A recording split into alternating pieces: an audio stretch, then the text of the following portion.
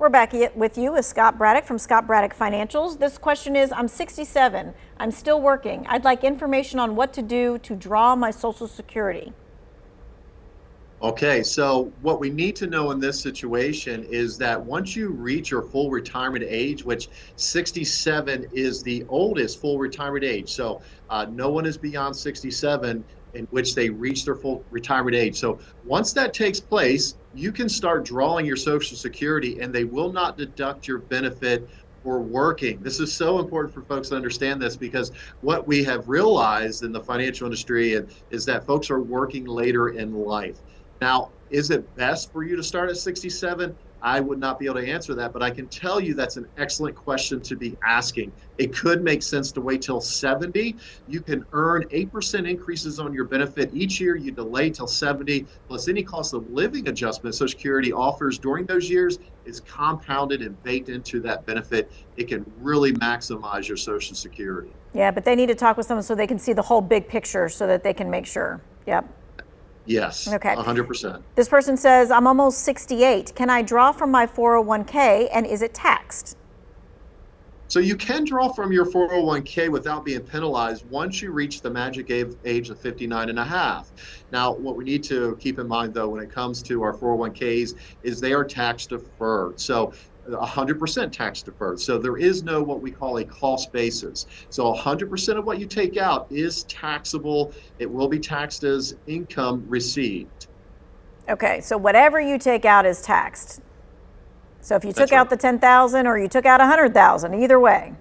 That's right. And if you have other earned income, of course, this is going to be income on top of that income. So we also might want to talk to a financial professional to see where your tax brackets are. And, you know, we really want to be minimizing taxes as we start looking at withdrawing from our 401k and enter into that distribution phase of life. Okay. This person says, what percentage of a retirement nest egg do you recommend to be put into the stock market?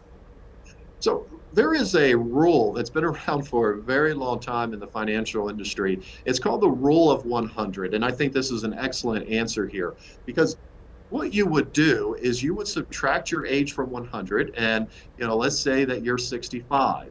Well, what this rule suggests is that 65% of your portfolio should be safe and protected from downturns in the market. So that means that 35% should be invested in the stock market.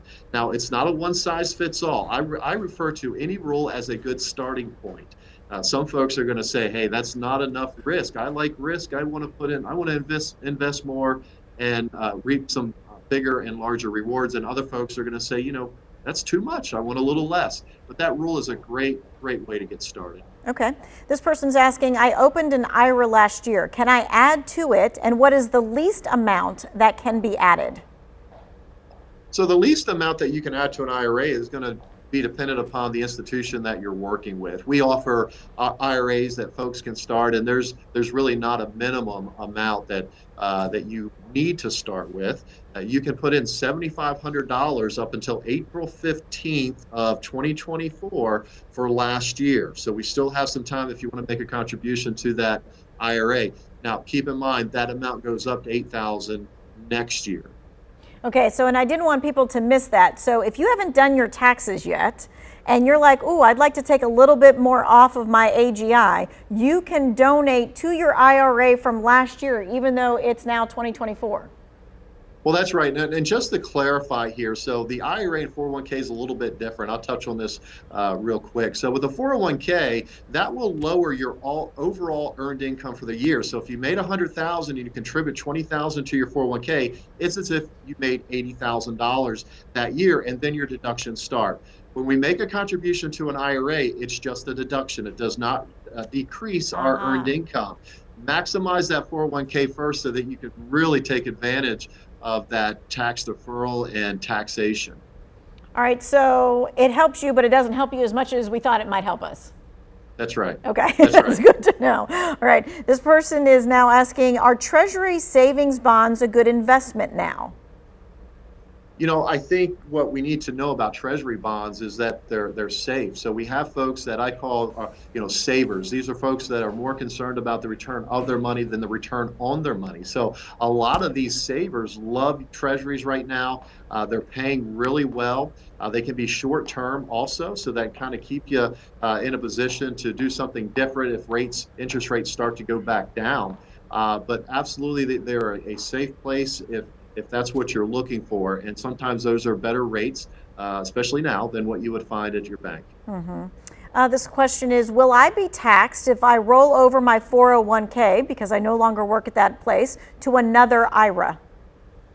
So a lot of folks, once they separate ties with their former employer, they also want to make sure they separate their money. And the good news here is that you can take advantage of what's called a tax-free rollover of that 401k.